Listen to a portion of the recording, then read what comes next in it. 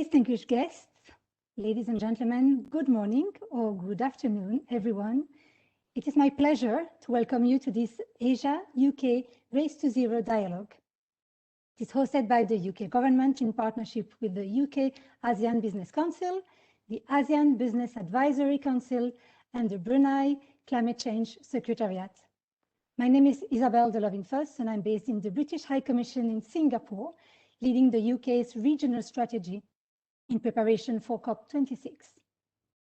2021, this year, is a critical year for climate action, and businesses play a central role in reducing emissions and building our resilience to climate change.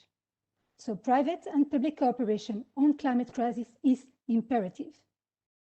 This event brings together UK and ASEAN businesses in advance of the 26th Conference of the Parties to the UNFCCC, so-called COP26, that the UK will preside in partnership with Italy in November. We will discuss the need for the private sector to step up its climate action and show you that there is a convincing business case for you to join the race to zero and to become net zero emitters by 2050. ASEAN really matters to the UK. Our relationship is long-standing and deep. It's a region particularly vulnerable to the effects of climate change. So like you, we are committed to ensure ASEAN is set firmly on a path to a sustainable future. Before I introduce our opening speakers for their welcoming remarks, I would like to cover a few housekeeping items. First of all, today's webinar is being recorded, and we will share access to the recording with you following the event. So we'll encourage you to revisit the content yourself and share it with colleagues or network who are unable to join today.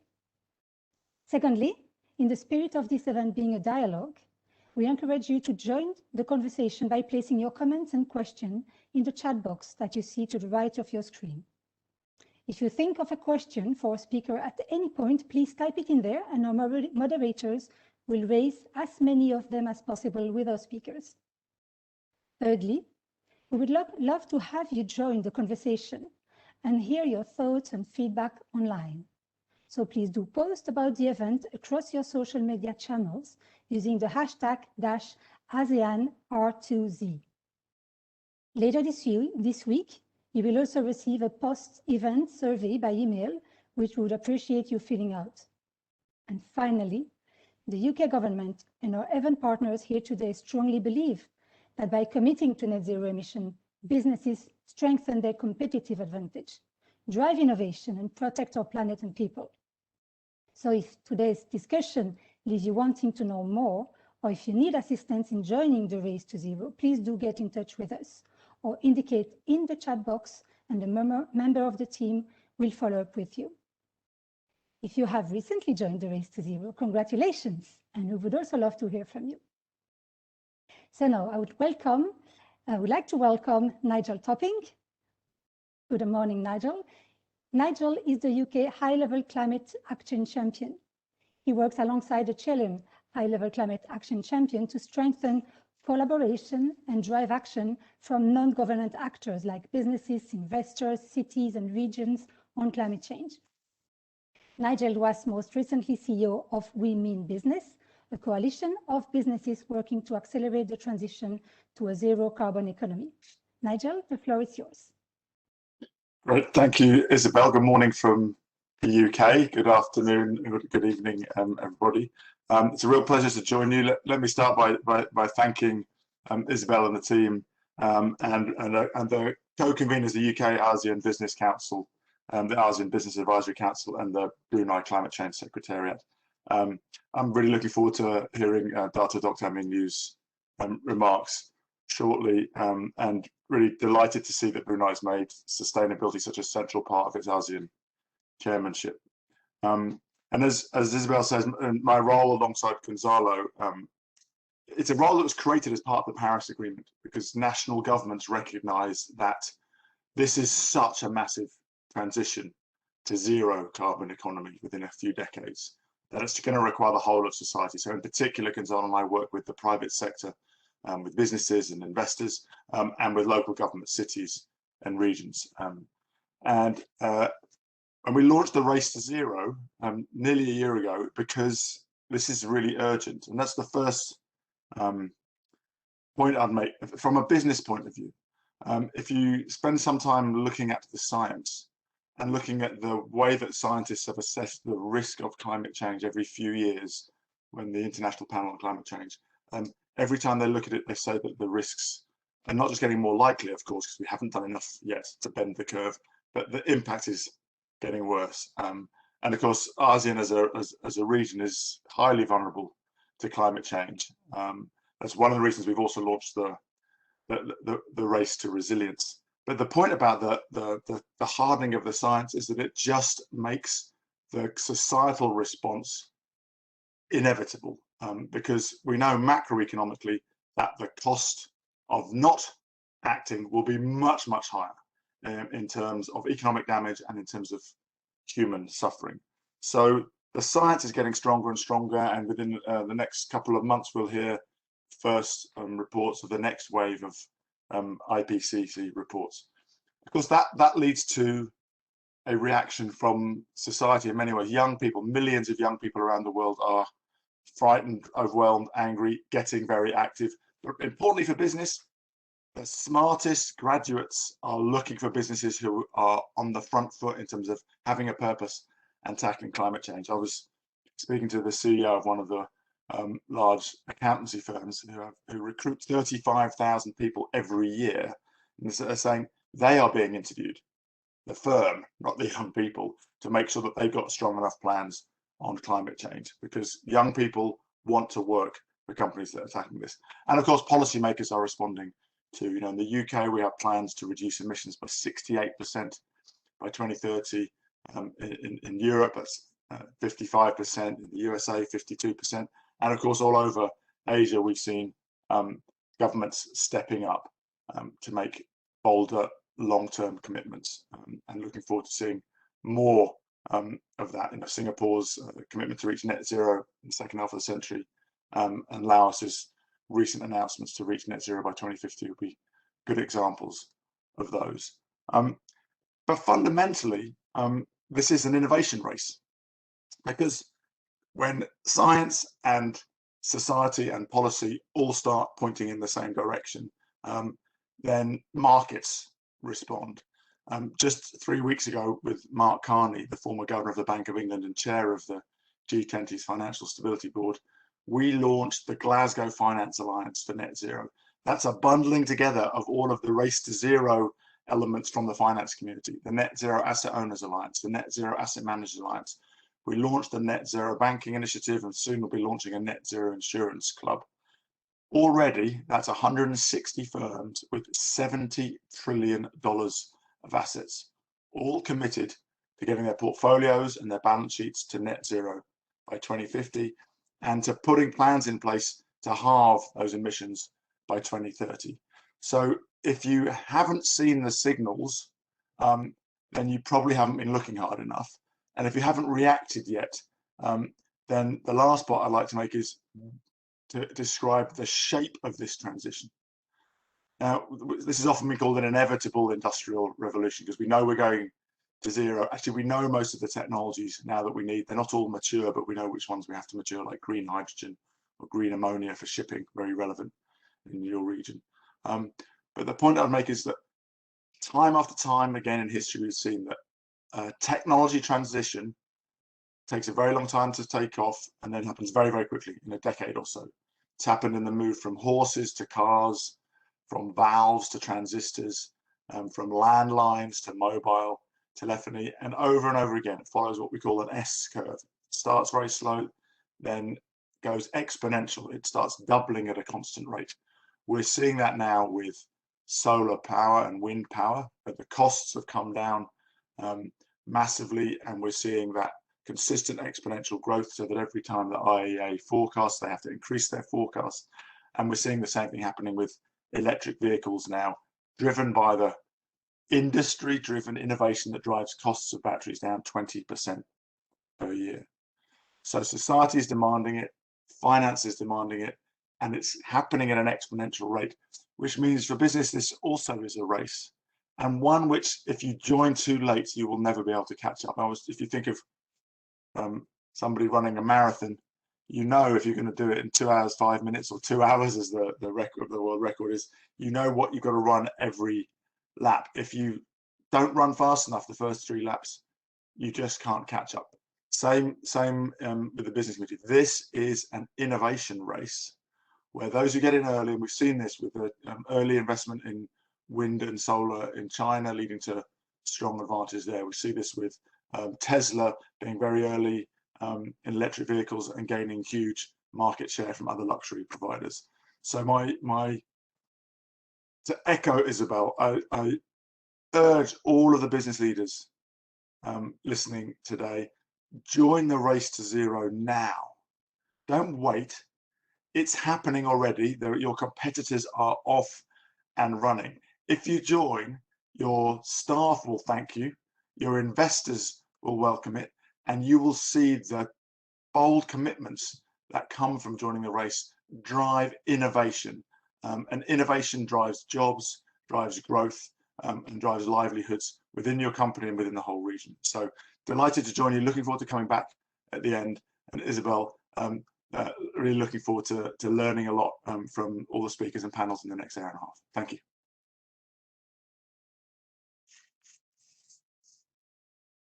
Thank you very much, Nigel, for making the case for this race. And as you use, the image of a marathon, the race has already started. Your competitors are already racing, so join them as early as possible. Because it's an innovation race, and your market will follow. Your market will be there to meet you on this race.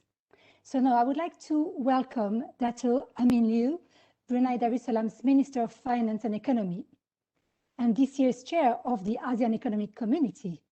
And let me say how pleased I am to see Brunei having made sustainability as a central plank of its ASEAN chairmanship this year. Dato Amin Liew was appointed as Minister at the Prime Minister's Office, as well as Minister of Finance and Economy in September 2018. Prior to that, Dato served as Deputy Minister of Finance while holding the CEO position of Darussalam Assets, an investment holding company owned by the Minister for Finance Corporation, Brunei Darussalam. Before joining Darussalam Assets, Dato held several key positions with the Brunei government, including being appointed as the Permanent Secretary of the Ministry of Finance, the Permanent Secretary of the Ministry of Industry and Primary Resources, and the Managing Director of the Brunei Investment Agency.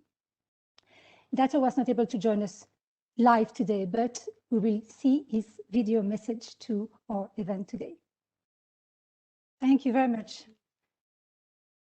Dato Amin Liew. Thank you very much for these warm introductory remarks, and I really welcome your call for giving equal attention to the COVID crisis and the climate crisis, really showing that we need to strengthen ASEAN's collaboration to make ASEAN economies more resilient to both shocks to our economies. So thank you very much, Dato Amin Liew, for this introduction.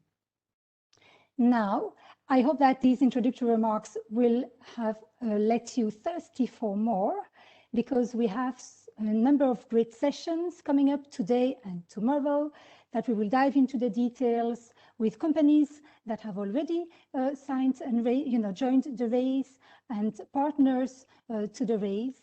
So let's move on now to our next session. That is a panel session on the pivotal role of businesses in a net zero future. So we will have this session now. We will discuss the business case for setting net zero targets and the opportunity for companies in the net zero transition. We will also learn practical next steps for large companies and SMEs alike to join the race to zero and start their transition to a net zero economy. So first, I would like to start by picking up where Nigel left off and sharing a bit of context around how companies can join the race to zero. So maybe next slide, please.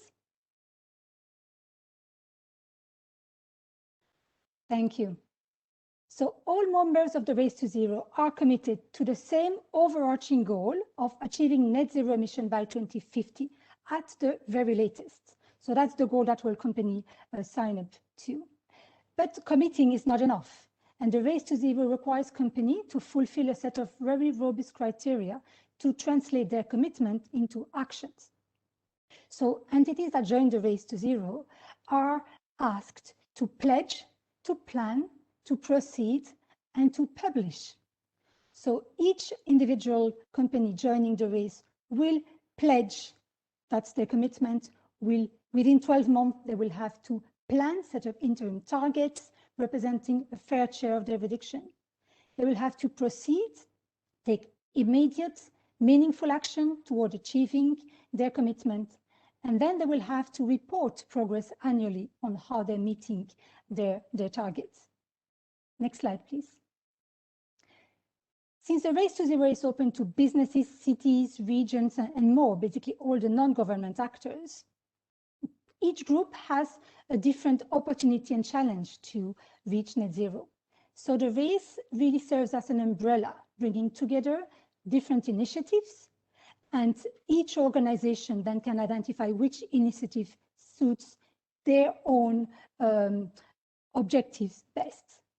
So here on the slide, you can see if you are a business and you want to join the race, if you are a large business, you can join any of these initiatives underneath. So Business Ambition for 1.5, the Climate Pledge, Exponential Roadmap Initiative, the B Corp, Climate Collective, CBN Expert Community, Business Declares or Pledge to Net Zero. These are all initiatives that have been recognized as delivering the objectives and the robust objectives and criteria for the Race to Zero. If you are a smaller company, an SME with under 500 employees, for instance, then you would join through the SME Climate Hub. If you want to join a race that is more focusing on a specific sector, you can join the Fashion Charter, Water UK, Healthcare Without Harm, or International Wineries for Climate Action. And if you are a Chamber of Commerce, there is a specific initiative for Chambers of Commerce, the Chambers for Climate. So all these initiatives are your way into the race. You join the race by joining either one of them. And that's really up to you. You can join more than one as well, if you like. So today in this panel, we will hear specifically about Business Ambition for 1.5 degree, which is actually the biggest and highest ambition option for businesses to join the Race to Zero. We will also hear about the Exponential Roadmap Initiative and the SME Climate Hub. And finally, we will hear about Carbon Trust experience in helping ASEAN countries along their climate action and net zero journey. So for this session, I will invite all three panelists, Olwen, Johan, and Chris, to provide a brief presentation, followed by a moderated Q&A. So in the audience, please use the chat box to post your question. And I will be using this little bell to remind all speakers or when they're coming to the end of their time. Thank you very much. And now I would like to welcome Olwen Smith, the UK and worldwide regional lead for CPD's Commit to Climate Action Programme. Her work focuses on engaging and supporting companies to commit to and develop science-based emission reduction target through the Science Based Target Initiative. Olwen also drives boards, corporate climate action and leadership commitment through the Business Ambition for 1.5 degree campaign and RE100. Olwen will be presenting on the importance of companies setting ambitious science-based emission reduction targets and how companies can join the Race to Zero through the Business Ambition for 1.5 degree, one of the partners that I've just mentioned. So Olwen, the floor is yours. Thanks, Isabel, and good afternoon all. I'm really delighted to be here speaking with you today. As Isabel said, I'm Olwen Smith, and I am the UK and worldwide regional lead for net zero campaigns at CDP, and I'm also part of the SBTI's corporate engagement team. So I'll just kick off today with the first slide here, in which I will give a quick overview about the Science Based Targets Initiative. So if we could go to the next slide, please. Thanks. So the SBTI was founded in 2015, and it's a collaboration between 4 partner organizations, and they are CDP, the United Nations Global Compact, the World Resources Institute, and WWF. And the SBTI drives ambitious climate action in the private sector by enabling companies to set emissions reductions targets, which are based on science and which are consistent with the goals of the Paris Agreement.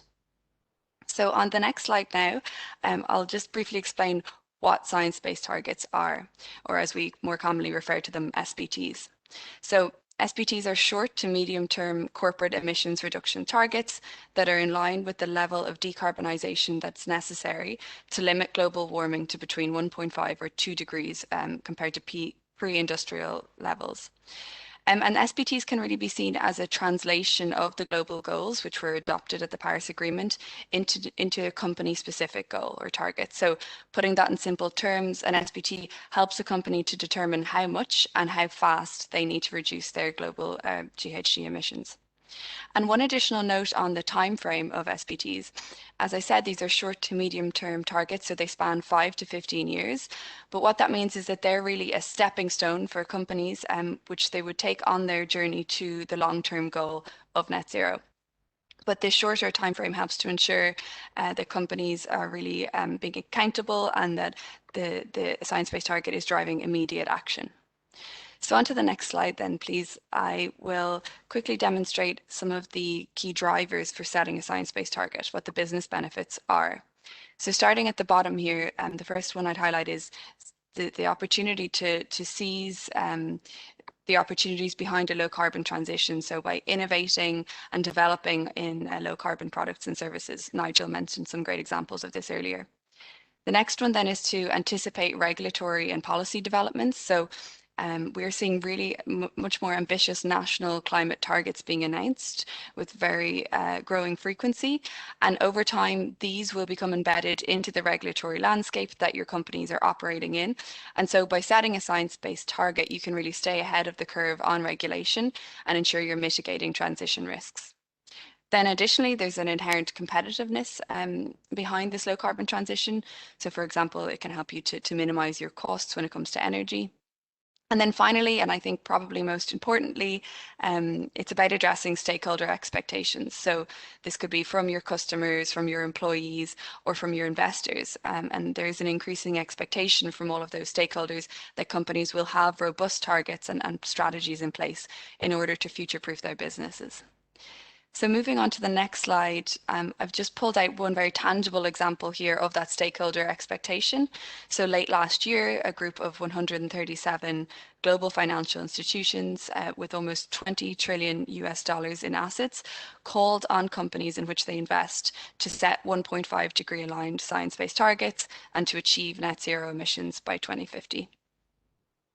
On the next slide then, I'm going to turn now to look at why there's such an importance and emphasis on 1.5 degrees. So in late 2018, the IPCC published a report that demonstrated that there's really a clear need to limit warming to 1.5 degrees if we are going to avoid the most catastrophic impacts of climate change. And to achieve this, emissions need to halve by 2030 and be dropping down to net zero by 2050. And so it's therefore very encouraging to see that this science is translating into increased ambition from companies. So 1.5 degree aligned science-based targets are becoming the new normal. And the SBTI's progress report in late 2020 found that this is now the most popular temperature classification. So on the next slide now, I'm going to turn to look at specifically the business ambition for 1.5 degree campaign. So following the IPCC report I just mentioned and building on the increased emphasis on this importance of staying within a 1.5 degree pathway, the business ambition for 1.5 was a campaign that was launched in June 2019. And the campaign is led by the SBTI and the United Nations Global Compact in collaboration with We Mean Business. And it calls on companies to set targets with the highest level of ambition. So on the next slide, before I dive into the details of what the campaign entails, I'll just provide you with an overview of the geographical and sectoral breakdown of the companies which have signed up so far. So since launch, we've had 560 companies join in total, and these span across 46 countries, 48 sectors, and have in total more than 5 million employees. So we've seen a really strong growth in the number of companies joining the campaign just in the last few months, particularly in Europe. But we are also starting to see some great momentum building elsewhere, and there are an increasing number of companies from the ASEAN countries also joining the campaign, which is of course very encouraging. On the next slide now, I wanted to provide an overview of the science-based targets journey. So the first step that a company would take is to make a commitment, and later on I'll just talk a bit more in depth about the specific commitment via the Business Ambition campaign. But once a company does commit to setting a science-based target, this kicks off a period in which you would then model your target and submit it to the Science-Based Targets Initiative for validation.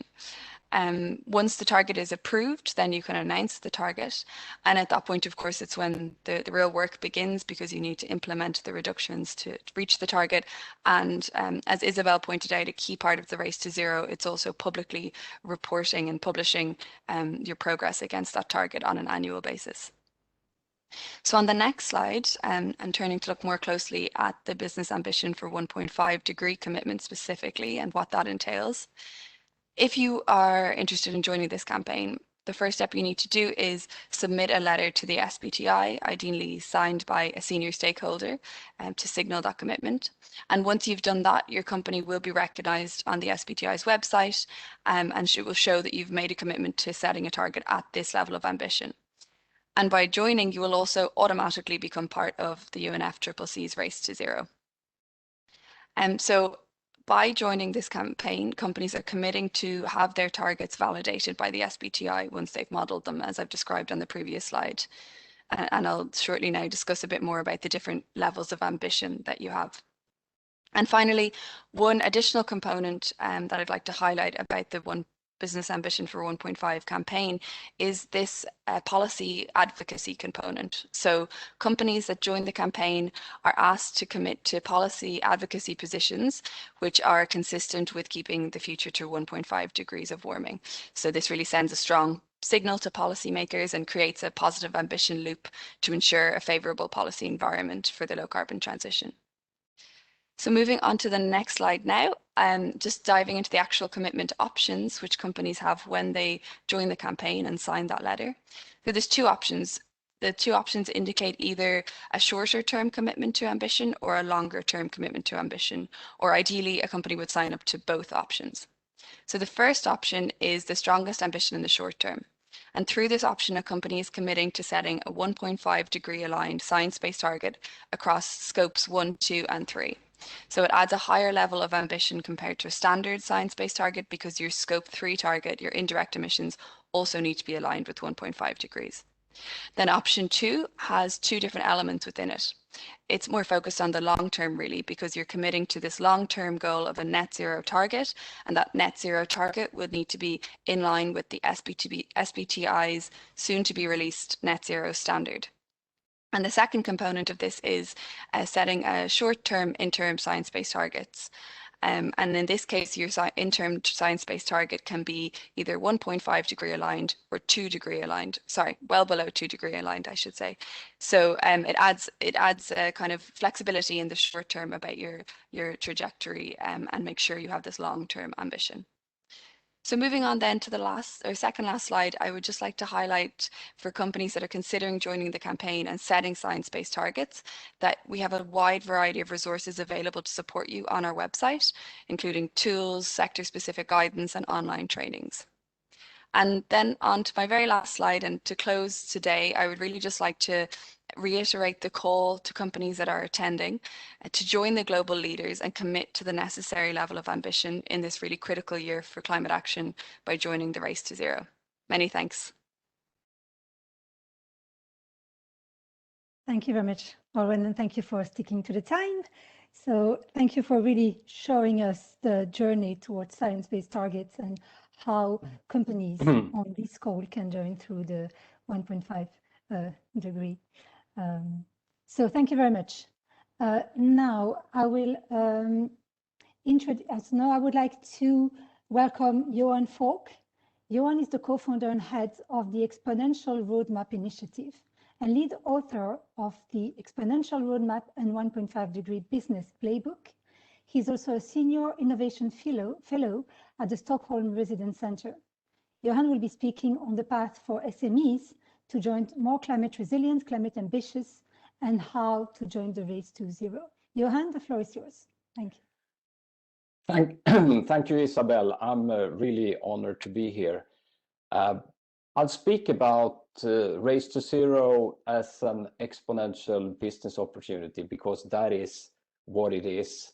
And that is very exciting. So just a little bit more about the why question, why this is really important and why it's important to join now. Then I talk about small business, which is a big part of our community and how we can enable them to take action and join the Race to Zero. And finally, a bit about the how, where we provided a free resources called the Business Playbook, which talks about the how. And before I move into that, just about the Exponential Roadmap Initiative, which I'm heading up, that is particularly for transformers, disruptors, and innovators taking action in line with the 1.5 ambition. And our mission is contribute to halving emissions by latest 2030 through exponential climate action and solutions. And we are around 70 organizations, and we kicked off two key initiatives last year. The supply chain leaders, particularly large companies working together with our suppliers in order to halve emissions before 2030, and also the SME Climate Hub for small and medium-sized companies. Now, what is required according to the latest science in order to avoid very dangerous climate change? Well, it's basically very clear. We need to halve global emissions every decade, and in order to reach net zero by latest 2050. And what is absolutely essential is our laser focus on 2030 and to make the first halving by 2030. So it's all about the pace. And as Nigel talked about, this leads us to this big exponential shift. You know, we're coming from fossil energy, fossil vehicles, fossil transportation, and linear business models, but we see all that will change to renewable energy storage, shared electrified vehicles, fossil-free materials, circular models, and this will happen fast. So this will be the biggest economic transformation in history, and it's just starting. Just one example is if we look at the valuation of companies, Tesla has passed some of the more traditional car companies, and we expect this to happen in evaluation. This will happen in all the industries. Now, talking about small businesses, the reason why we set up this initiative together with the ICC, International Chambers of Commerce, We Mean Business, and the UN Race to Zero, is that we need to make it simpler and more straightforward for smaller companies to join the Race to Zero, and just as important, to start to take action. So this was launched last year, and our objective with this initiative is to mobilize and support millions of SMEs to take climate action and build a resilient business and gain a competitive advantage. And we just passed 1,000 companies, which is indeed a good start, but the target is much higher, of course. And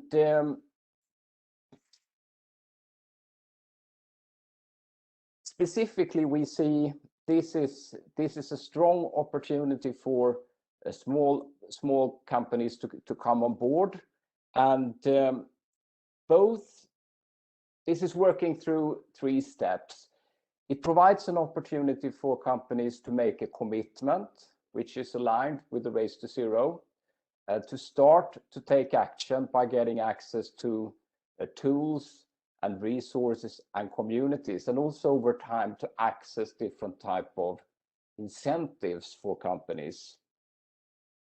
And the climate commitment looks as follows. It's to commit to halve your emissions by latest 2030 and achieve net zero by 2050 at the latest, and make a yearly disclosure on your progress.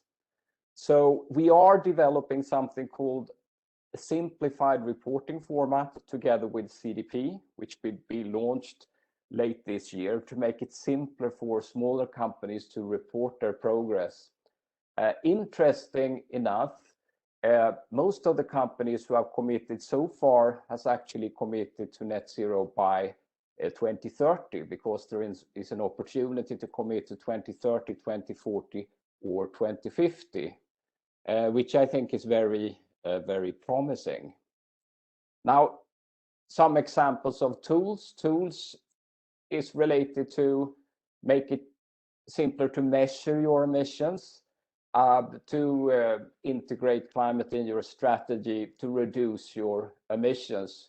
Could also be to buy carbon credits, just as a few examples.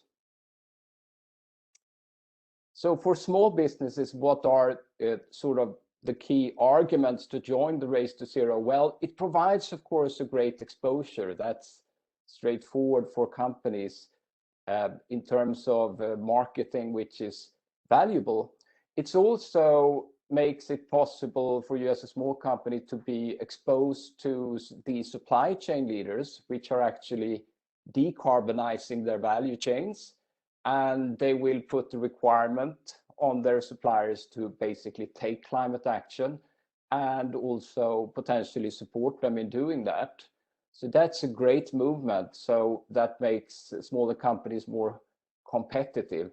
Well, access to resources and tools, of course, and joining a community of climate leaders and to grow in a sustainable way. So one example of a tool, because it's very much about we know what we need to do, but what about the how question? So that's the reason we developed one tool, which we launched last year. It's called the 1.5 Business Playbook.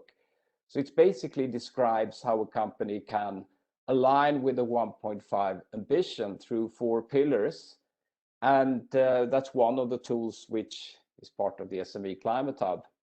So basically around reducing your own emissions, the first pillar, and your value chain emissions, what are the key actions that you can take as a company? But not only that, it's also about integrating climate in business strategy to start to provide climate solutions, because that is where the growth is, basically, and build it into your vision and mission and strategy and rethink your business model so it's aligned with the 1.5. And then, of course, influence climate action in society to contribute to the transformation in society. So as we heard before, there are different paths. These are just 3 to join the Race to Zero. For example, through the SME Climate Hub, to the Business Ambition for 1.5, or Exponential Roadmap Initiative, 3 examples. So to finalize, I really encourage all companies to join the Race to Zero.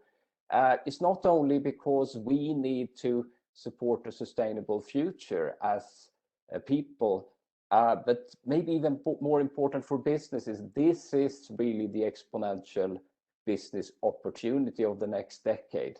Thank you.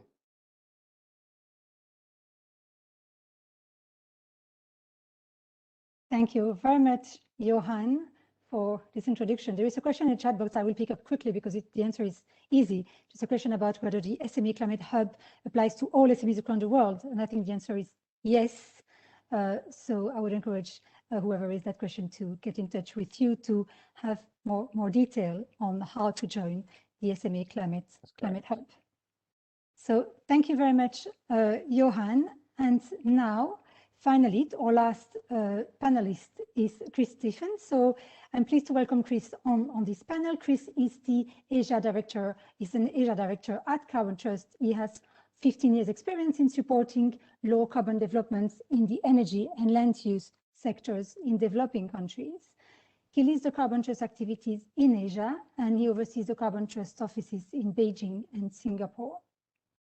Chris also coordinates the Carbon Trust engagement with various international climate funds, including the Green Climate Fund, the Global Environment Facility. And before joining the Carbon Trust in 2015, Chris lived in Jakarta, where he helped establish and manage the Global Green Growth Institute, GGGI, their program in Indonesia. So Chris will be presenting on Carbon Trust experience in supporting ASEAN firms in setting net zero corporate targets, and how companies in the region can achieve their net zero aspiration. Chris, the floor is yours. Thank you. Thank you very much. Great to be on the panel today, and thank you for the opportunity to speak to you all. So my name's Chris Stephens, and I'm the Asia Director at the Carbon Trust, and I'm going to be talking a little bit about the work of our Singapore office in supporting companies across the Southeast Asia region. Next slide, please.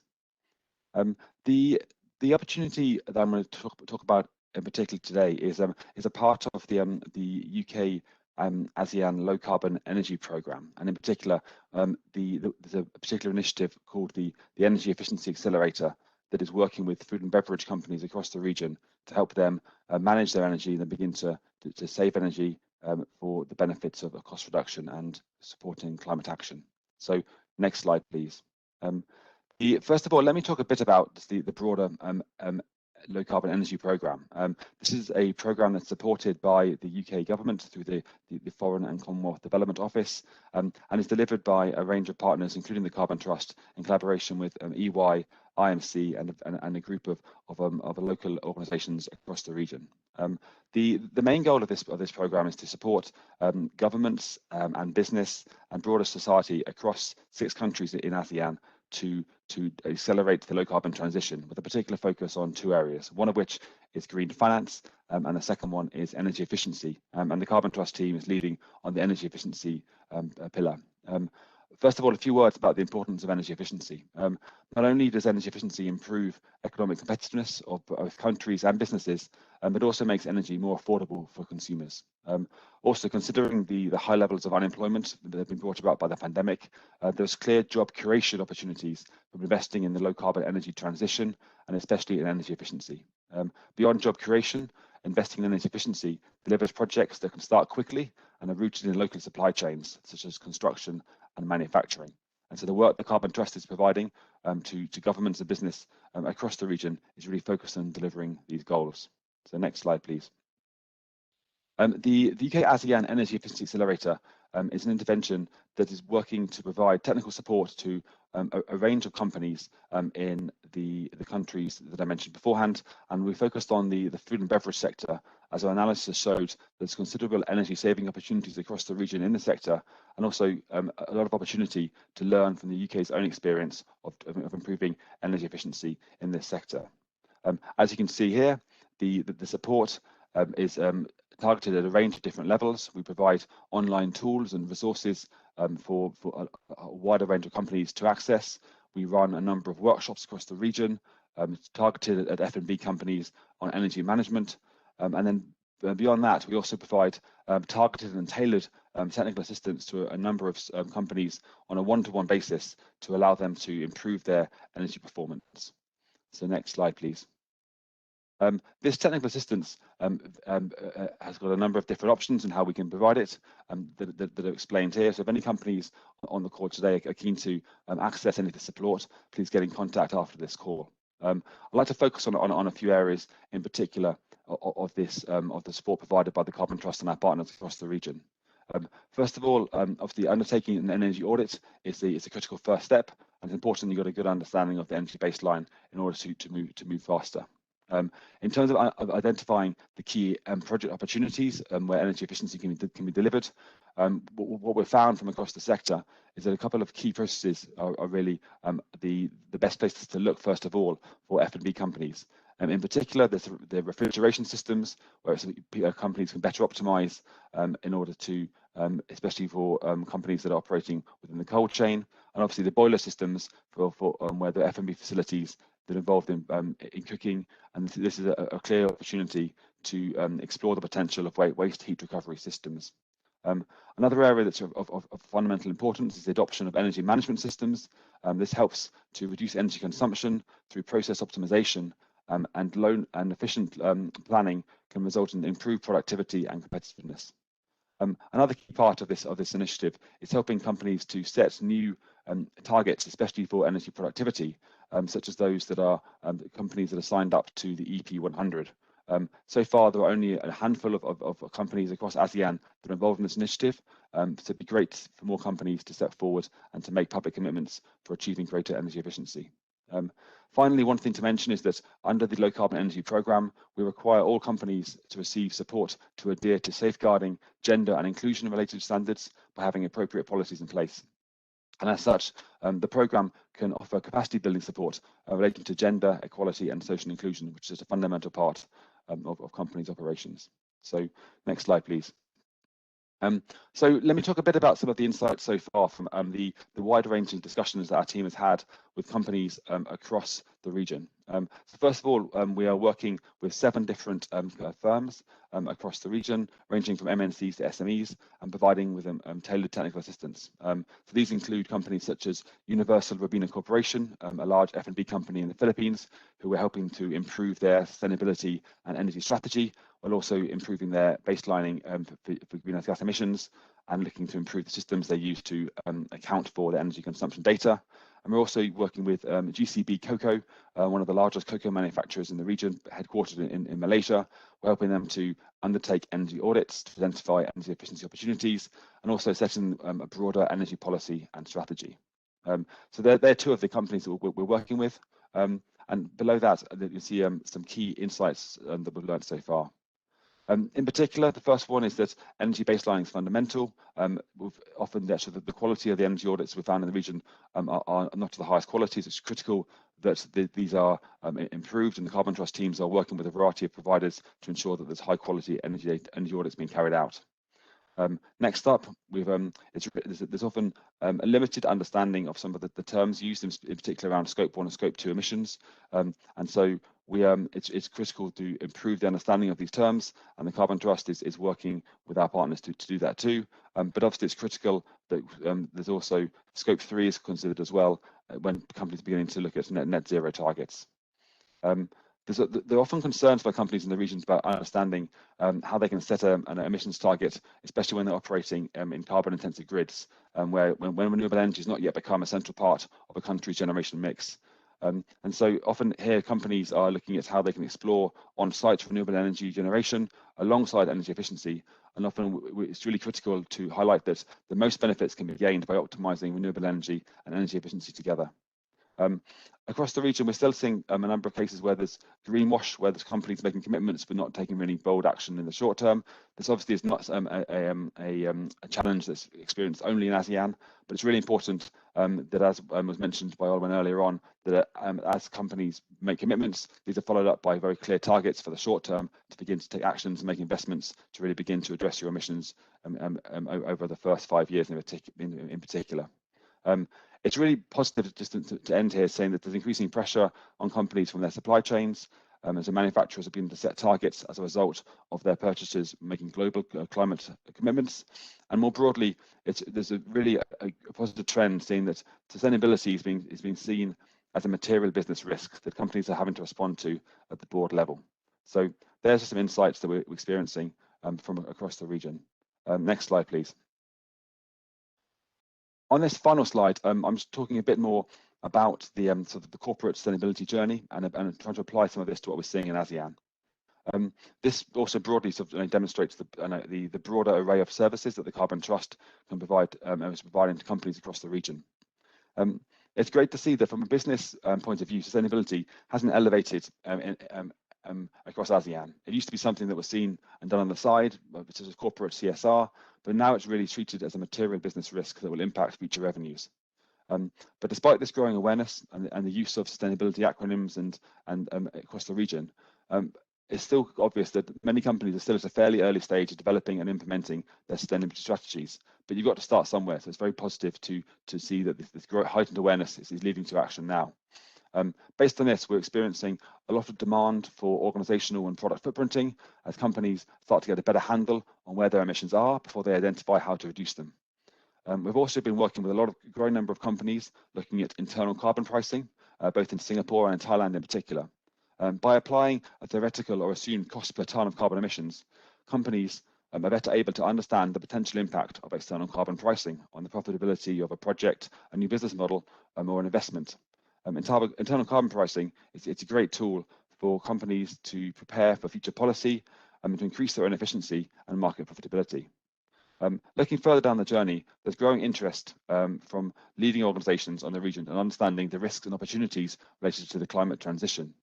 In particular, we like to reference working with Bursa Malaysia. We ran a workshop on responding to the recommendations of the Task Force for Climate-Related Financial Disclosures, TCFD, back in July 2019, and are therefore really a leader in the space in the region. And we're hoping to do more work with them and other listed Malaysian companies in the future. Finally, a quick word on the net zero commitments, which are of course fundamental for us to align with the Paris Agreement. Whereas companies in the region are still at an early point in their sustainability journey, they can start to look ahead and commit to setting a net zero target. This really shows a clear long-term decarbonisation vision that's fundamental. After making those commitments, it's critical to then set short-term targets, which may take a bit of time, but it's fundamental that companies begin to understand some of the basics before they begin to act. However, it's critical that these long-term targets are matched with short-term action, especially over the next 5 years. And these initial actions and investments are critical to achieving the long-term goal. And the sooner the companies start to act, the sooner they and the rest of us will really benefit. So at that point, I'd like to stop and say thank you very much. And if you're interested in any of the work of the Carbon Trust, please feel free to contact me. So Isabel, thank you, and back to you. Thank you, Chris. Just on time, so thank you very much for the three of you to sticking to time, which means that we have a good 10 minutes to take some questions from the chat box. So there were a few questions in the chat box, but if you have more, please send them in the Q&A in the Q&A box. So let me start with a question to Johan, which is really related to the the SME. So there was a question about engaging with the forestry sector and especially the smallholders in the region of Southeast Asia, where they play a central role in the supply chains and trade in the region. So the question was really about how proactive you are in engaging the SMEs. And then more broadly, Johan, I would like you to maybe give some tips to the audience about, with 6 months to go before COP26, what can small companies in ASEAN, what action can they take to really join the race and to start taking short-term actions to become carbon neutral? So Johan, if you can pick up these two questions, please. Thank you, briefly. Thank you. Yeah, okay, thank you. So on the first question, the SME Climate Hub was, as we mentioned, launched last year. So it's a pretty, I would say, generic resource to make a commitment and get access to, generic type of tools and so on. The idea is to further develop this also to resources more related to sectors, but also more strategic tools which supports the company's journey from making a commitment to taking action and to reporting. So I would say that we are at the starting point, and I don't expect that the SMA Climate Hub will develop, of course, all these sectorial resources, but rather link to other leading communities and other resources, the sort of the best in class. So that's the thinking. So more see it as a hub, as a general type of hub where we need to link. But I think that is great feedback, and we started to work basically on that because from an SME perspective, it will differ what type of actions are most important dependent if you're a restaurant or if you are in agriculture and so on. So that's pretty clear. On the second question, well, of course, I encourage everyone basically to make the commitment and to join, and basically start to look at your own business on a high level perspective, and also see if you can start to take some immediate actions. Renewable electricity is of course important, but might be more difficult in certain regions. We appreciate that, of course. But also moving to electrified vehicles, looking at your buildings, your building space, your energy consumption, which is pretty straightforward. But also start to look at your complete supply chain. You know, can you actually look at your own suppliers? What can you do in terms of your material, your transportation, and also start to look at, well, your product. How can you start to think about making that also more useful over time and prolong the length of the product? So that is a little bit more long term, but I really recommend everyone to start that journey immediately, and then join a community. Of course, you can get support from others.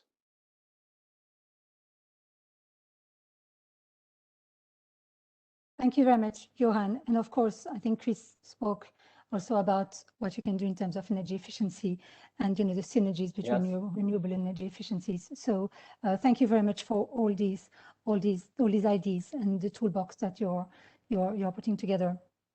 If I may, I will have to address a question to Orwen on you know, really referring back to what Dato and Liew talked about, basically the challenge that businesses face in Southeast Asia, but worldwide, about the, you know, the COVID-19 economic recovery. So what do you see are the specific opportunities and challenges that the COVID-19 crisis posed to companies who basically want to join the race to zero? Thank you. Of course, well, naturally, I think when COVID hit, of course, many companies were really forced to just focus on the immediate short term and weathering the storm, and many are still having to do that to some degree. But I think on the other hand, in a kind of positive sense, what the COVID crisis allowed was that a lot of companies had to think about other types of risks that they're likely to face. And obviously climate change is a really key one there. And so it gave an opportunity for pause and to think about the actions that a company can take to kind of future-proof its business against any other risks maybe in the supply chain, because that was one thing that was really highlighted through COVID, the supply chain risks that many companies were exposed to. So how can a company build resilience in that way? So there's certainly an opportunity, yeah, to use this time to kind of future-proof your business and to really get ahead of the curve. As Nigel was talking about earlier, this exponential curve, now is your opportunity to you know, bring in the innovations that will make sure you are staying ahead in this transition.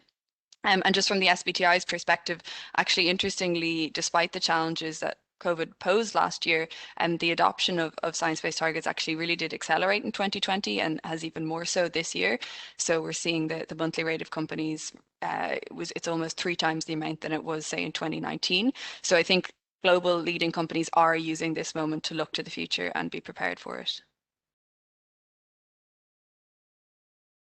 Thank you, Orwen. And I think that responds to one of the questions, so indirectly responds to one of the questions about the role of the US region in the Paris Agreement, whether that encourages more companies. Yes, definitely. We see a big drive, not only for government, you know, the US as a government, but also for companies from the US. And that really encourages more companies, including in Southeast Asia, to join the race and commit to 1.5 degrees.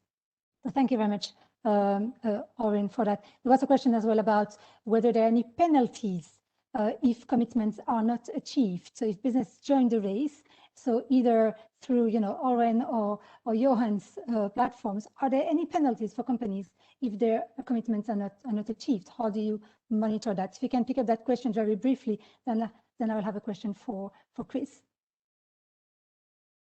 So maybe I can just speak for the business ambition for 1.5 degree campaign. Oh, Sorry. And I think so our campaign ourselves doesn't have that kind of penalty mechanism inbuilt at the moment, but the SBTI is building out its monitoring, reporting and verification arm. So being able to look a bit more about what's actually happening after the commitment and the target is set. And I think so far how accountability has been held is because there's this public reporting that companies do after they set their targets, and that's reported to all their stakeholders. So the idea would be, and I think has been, that investors or even customers, but particularly investors for listed companies anyway, would notice if they're completely off track because they're reporting their emissions on an annual basis, and be having those conversations. Because if you've made a 10-year target and in the first 2 years you've only covered 1% of it, you're going to have to do a lot of catching up later on, and questions will be asked by stakeholders if that's the case. Yeah, to add to that, I think the key point is that the company should do their absolute best, and we encourage to setting bold targets, but to do your utmost to reach it, and then clearly explain in case you will have problems, to explain it publicly, because you should disclose that on a yearly basis. Thank you very much, both. Now a question for Chris, please. So Chris, you spoke a bit more about the programs and your work in ASEAN.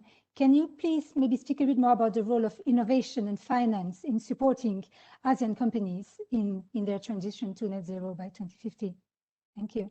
Sure. No, it's as mentioned by various people beforehand, the financial sector is playing an increasing role in really driving action, and it's fantastic that investors are really pushing companies to do more. And what's really we've seen recently is a really increased sophistication in the use of different methodologies and tools by financial institutions in Asia. Investors are really increasingly looking to define and measure the climate impacts of their investments, which is a really positive step forward. A really good example of this actually is the climate change investment framework that's been developed by Amundi and the Asian Infrastructure Investment Bank.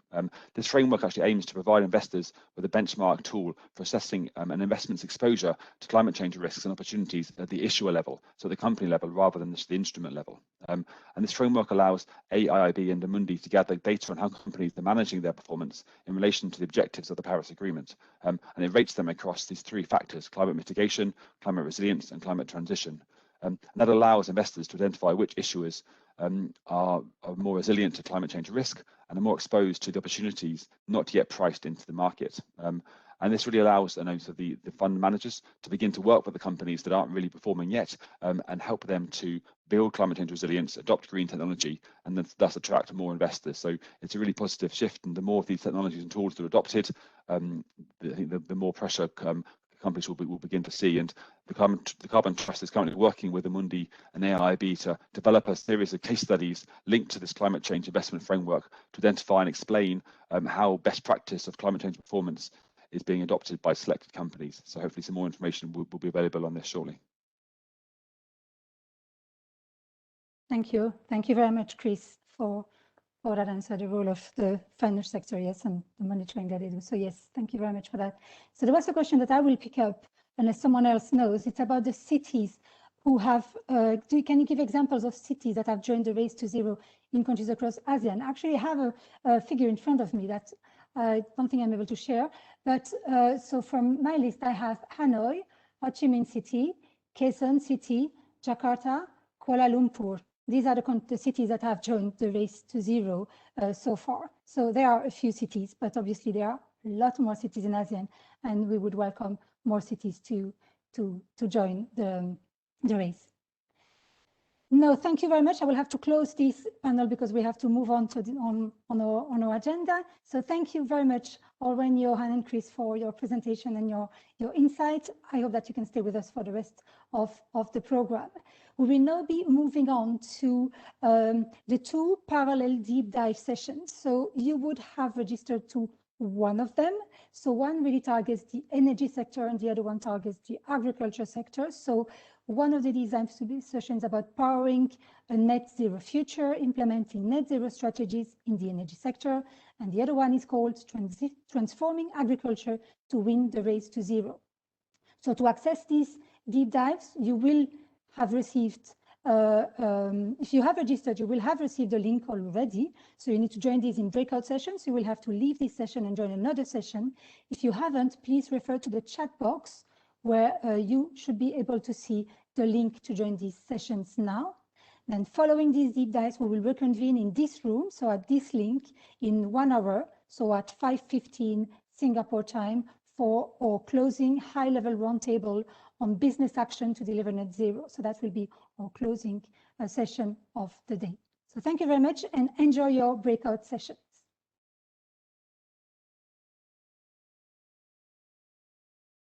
Welcome back, everyone. And I hope that you enjoyed and feel fully energized by your deep dive sessions. Now we are back in plenary and we have a special high-level roundtable on business action to deliver net zero, to discuss the importance on public-private partnership. So to moderate this session, I'm very pleased to introduce Baroness Neville Rolfe, who is the chair of the UK ASEAN Business Council.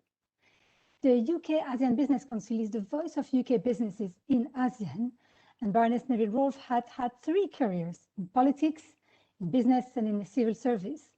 Her main career was at Tesco from 1997 to 2013 as Director for the Corporate and Legal Affairs, and she served on the main board from 2006 to 2013. The Baroness became a peer in 2013 and was Parliament Under Secretary of State for Business and Minister for Intellectual Property from 2014 to 2016. From 2016 to 2017, she was the Minister of State responsible for energy and then Commercial Secretary at the Treasury. But she did not stop there. Currently, she sits in the UK House of Lords. She is chairman of Crown Ad Agents, a non-profit business dating back to 1833. And she's also a non-executive director of several companies like Capita, Secure Trust Bank, Thomson Reuters, and Health Data Research. So please join me in welcoming Baroness Neville Rolfe to moderate this closing session of today's program. Baroness, I hand over to you. Thank you. Isabel, thank you so much and welcome to everybody. As you've heard, the UK ABC is the leading UK-based organisation that raises awareness of opportunities and key issues for business across ASEAN. And I think awareness on climate change is the key theme of today. And we collaborate with partners in the UK and ASEAN, also to grow trade and investment. But I think today we want to grow sustainable trade and investment. Our partners are people like AstraZeneca, KPMG, the Pru, Accenture, Standard Chartered, and the University of Warwick. And they've all signed up, Nigel, you'll be glad to hear, to the Race to Zero, and are very active across the region, supporting and promoting COP26. We're very glad to be supporting this with our friends on the Brunei Darussalam National Council on Climate Change and the ASEAN Business Advisory Council. Because of course Brunei is chair of ASEAN, and they've got a number of deliverables that chime well with COP26 and the Race to Zero campaign. Now we're going to hear from senior figures from the UK and Southeast Asia about what we can learn from business on climate change and how business and government can work together to maximize the impact. Time is short, so if speakers would keep their remarks to, much less than 4 minutes, to leave about 3 minutes, and then please, audience, would you put questions in the Q&A box and not in the chat box if you want them answered. We're delighted that we're going to start with Nigel Topping. I think some of you met him already. He's the Prime Minister's high-level climate change champion. And Nigel, perhaps I could, knowing that you're stubbornly optimistic about COP26, I'd like to ask you what your role is in driving action this year and how the public and private sectors can work together to increase climate change action in ASEAN. What do COP26, what does it mean in terms of goals for Southeast Asia? Yeah. Thank you. No, great. Well, first of all, thank you. Lovely to join everybody again. And Yeah, my somewhat unusual role was the role of high-level chairman was created in Paris as part of the Paris Agreement. The parties, the countries said, this is a big deal and we need the whole of society. So the role of the champions is always to, I work with Gonzalo Munoz from Chile, who the president of COP25, is to work with the private sector and local government, like businesses, investors, cities and regions, people who don't have a seat in the negotiations table, but obviously have huge power to drive change in terms of the human capital and the financial capital and the innovation engines that they all represent. And I think the question of how public and private can work together is really important. Gonzalo and I talk a lot about the ambition loop, that governments can't go too much further than the economy is ready to go, and businesses, of course, can't go too much farther than policy. So businesses stepping up and joining the race to zero, saying we're going to get to zero in the 2040s and we've got plans in the short term because we understand that markets require it, that investors require it, emboldens policymakers, and of course policymakers raise the floor and that emboldens. So that positive feedback loop's really important. So I think the two really important things are commit to the end goal, which is to get to zero. We know that scientifically, but then put in place the plans, and that's clear policies if you're a policymaker, and clear investment plans and product strategies if you're a business, so that together we're driving that loop. It's neither the public or the private can drive this all together. It's going to require real collaboration.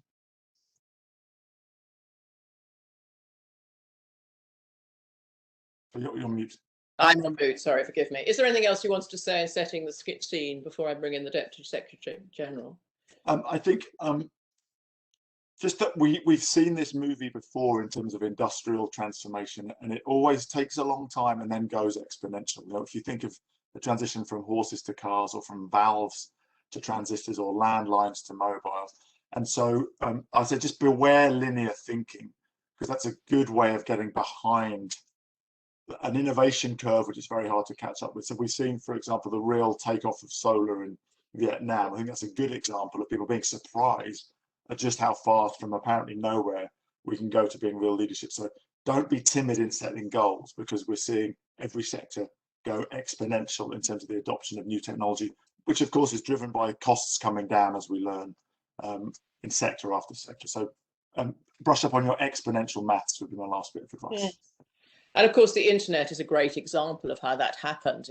It was in '91, I remember going to a laboratory in Oxford and seeing the internet being used around the world. And of course, now it's in every single person's pocket. So thank you for that. Let's move on and introduce the Deputy Secretary General Singh. Many congratulations on your appointment, Secretary General Singh.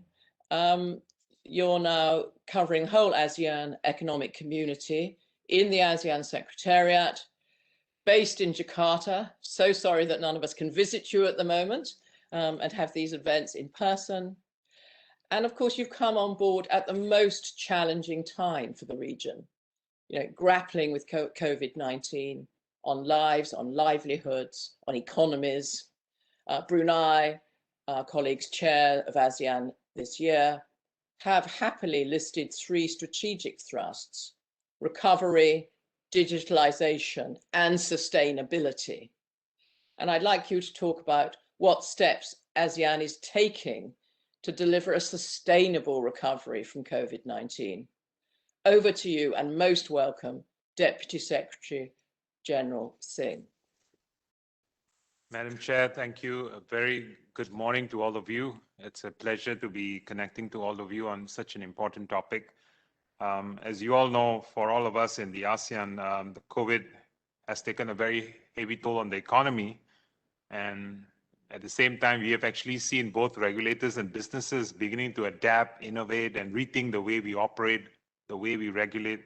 In fact, I think that the pandemic has almost undermined traditional thinking and approaches in business. And again, we can clearly see people, businesses, and even countries where those that have adapted and taken responsive action are able to survive and adapt better and flourishing better in these difficult times.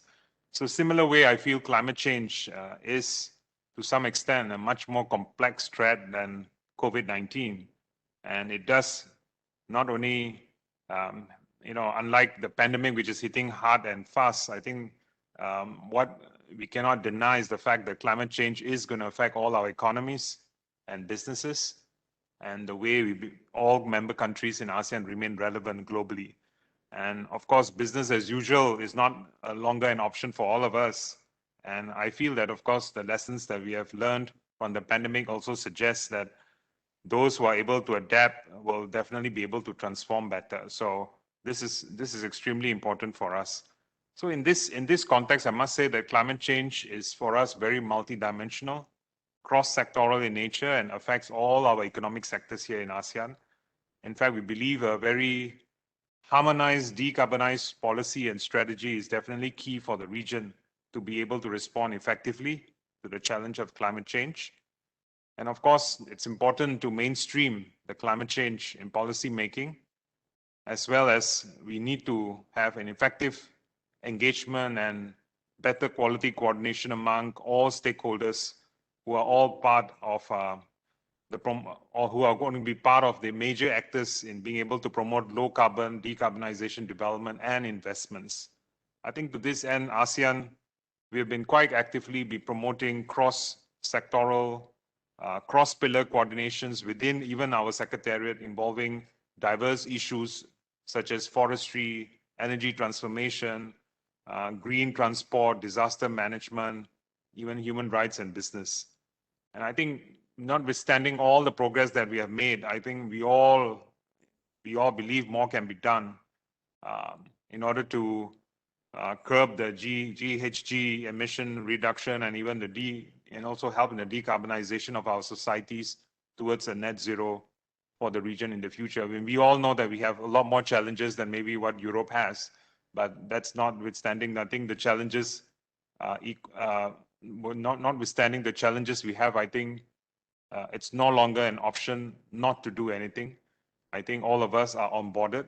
In fact, many of the members of the governments in the ASEAN today, they do look at sustainability, circular economy, almost in the same manner of acceptance, like how they've looked at digital transformation. I think, like what you mentioned, Chair, digital transformation was something like quite like far away. But today, in the last 2 years, especially in the period of the post-pandemic, all of the AMSs, all of the ASEAN member states, they've all realized how digital transformation and some of those sectors that were able to, at the early part, even before pandemic, able to transform, those were the sectors that were able to prop up the economy and bring about value and relevance and continued operations, and also created activities and jobs. So I think in a similar way, they are beginning to see that this whole new climate change agenda, circular economy agenda, again, is not something that's European centric or it's coming from one part of the world, but it's really something where if they all emulate, it's again going to be able to bring about good quality economic activities, bring about relevance of the economies, generate jobs that we all need so much in the post-COVID period, and hopefully even help to propel the economies back to competitiveness. So that's the broad appreciation today that exists not only within the Secretariat, but also with many of our member stakeholders. Yeah. Thank you so much, Deputy Secretary General. I think we'll move on and bring in the other panelists, and then we can move on to questions. We'll come back to all of those points, I'm sure. And I should say, there's details of everybody's biographies, which I haven't read out for time on the website. But I'm delighted to introduce Juliet White, Vice President for Sustainability at AstraZeneca, one of our valued members. She's based here in London and has, as I've said, they've signed up to the Race to Zero campaign.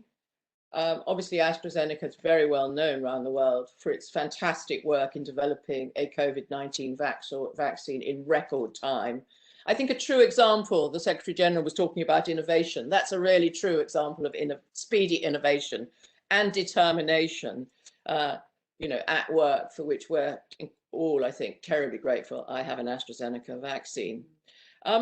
Today, Juliet, I'd like you to describe AstraZeneca's ambitious zero carbon strategy, and especially the way it applies in ASEAN. how is technology shaping your transition, including fleet electrification? Over to you, Juliet, and thank you for coming. Thank you very much, Chair. I'm delighted to be able to join you this afternoon. And by way of a short introduction, my background is I come from a manufacturing and supply chain background. So my focus very much as we work through our sustainability agenda is the bold ambition is great. The statements and the commitments and the public-private partnership is incredibly important, but actually so is execution. We have to move beyond commitment into delivery and execution. And my accountability is for making sure that we do bring to life the commitments that we've made as a company. We're very passionate about the commitments that we've made to climate and a broader sustainability agenda. And whilst the last sort of 12 to 16 months under the pandemic have been turbulent, I think it was well said by previous panelists that the turbulence we experience from climate change is going to be here beyond the impacts of the pandemic. And eliminating carbon is absolutely critical. It's critical for the planet. It is also critically important to ensure that we can return to a level of global economic growth. I sit in the, I guess, the healthcare sector, and I recognise that the healthcare sector is an incredibly complex sector, both the manufacturing and the discovery of medicines, but also the delivery of those medicines to patients through a complex ecosystem. And as a total healthcare sector, we represent just over 4% of global net emissions. So that's pretty significant. And if we were a country, we'd probably be in the top 10. So that means that we have to take action, and we have to take action now. AstraZeneca's commitment, as we said before, is that we will be net zero by our internal assets by 2025 and across our entire value chain by 2030. So to give you some context, that brought forward our decarbonisation commitments by about a decade. And part of what helps us is that we are the first pharma company that signed up to some of the UN's race to zero. So for example, EV100 for electric vehicles, RE100 for renewable energy, and EP100 for energy productivity. And those partnerships are really important because they actually allow us to engage and measure and make sure that we do work across that quite complex ecosystem. If we look at the region specifically, and I think it was mentioned before, our supply chains, as do many global companies, our supply chains work globally. So we can't only take action in one part, we have to take action down an entire value chain. So to be precise and specific, we're doubling productivity from our internal assets. We are moving to 100% renewable energy for power and heat, and we will be eliminating the F gases from our sites. And then working down our supply chain out to 2030, that complex partner network, many of whom sit in the region, it's critically important that they come with us on that journey, that they follow the same science-based targets that we have, and actually we move with them to ensure that they are also eliminating the greenhouse gases. I think the region, the ASEAN region, we know is particularly vulnerable to climate crisis, and no one nation and no one company can solve this. We can only address and solve by working together. Three things that I'd like to pick up on to your comment about technology and also more broadly. Firstly, we have committed to planting 50 million trees by 2025 from an AstraZeneca perspective. Indeed, in Indonesia, about 1.5 million trees have been planted so far this year, and it will be 3 million just by the end of the year. And that's a really important part of actually a long-term future. It doesn't solve for the near-term challenges that we have, but actually engaging in nature-based solutions is incredibly important for the journey that we are collectively on together. We mentioned solar panels and working in Vietnam to green energy for health. Three areas to sort of focus on from a technology perspective. Firstly, around electric vehicles, what is critically important is the infrastructure to support electric vehicles. So we're rolling out a program to 17,000 reps that we have globally by 2025 to have moved them as far as markets have electric vehicles to those electric vehicles. But the infrastructure is key. There is no point in someone having access to an electric vehicle if they can't charge it in their home or their place of work. And that's a really sort of tangible example. Secondly, as we talked about the clean heat, moving to sources of clean heat which don't rely on fossil fuels, again, is incredibly important. We've talked about solar panels, but there are also other mechanisms that can provide clean heat, whether it's actually through engaging in using waste, whether it's crop waste or animal or human waste, to actually provide some of that clean heat. And perhaps if I conclude by coming back to Nigel's comments, we can take policy, we can take action, and we can take commitment, but we have to innovate our way through the challenges as well. And that innovation, I do personally believe, is at a tipping point to move exponentially. And my ask of all of us as businesses and governments in that sort of public-private partnership is that we embrace the innovation journey, we seek to accelerate. I do think it's going to go faster than any one of us can believe. Innovation is incredibly contagious. So let's make that one thing that we all take on board. So thank you very much for your opportunity today. That was wonderful, Juliet. Thank you for getting us down to the practicalities as well and setting the tone. We now move on to Shireen Fock. Shireen is the Practice Lead Director for Sustainability at KPMG, based in Singapore. And she's got a wide experience of sustainability and decarbonisation projects, and also specialises in ESG strategies and decarbonisation issues, which I know can be critical in getting, especially global companies to actually get on and do things. Shireen, it'd be good to hear about your net zero strategy and what action remains to be taken, and how you at KPMG are helping both the public and the private sectors to realise their net zero goals. Thank you for joining us today. Thank you so much. I think there is a lot of work to be done in this part of the world. And in KPMG, I think we are very happy that we are part of this journey. So for us, we have also announced our climate neutrality goals. It was a very deliberate decision because we were worried about the achievement of some of these goals, and we wanted to make sure that whatever we are putting out in terms of the decarbonization roadmap for ourselves is going to stand up to scrutiny by different stakeholders, right? Because so often we have seen our clients coming out with commitments that they later then wonder what to do with, and what kind of roadmap is going to be practical, and that is the last thing that we wanted. So a lot of the things that a lot of the work that we do at KPMG really goes back to the fundamental principles of restoring trust and confidence in the ecosystem. And that a lot of it is really talking about how climate change, despite the urgency and the very painful decisions sometimes they have to make, is actually a unifying force for the region itself, right? How is it unifying? It encourages the different countries within the region to really work with each other, and outside of the region, for example, with the UK, because there is so much need for a transfer of best practices and knowledge, as well as looking at different supply chains and the kind of low carbon solutions that we can come up with together.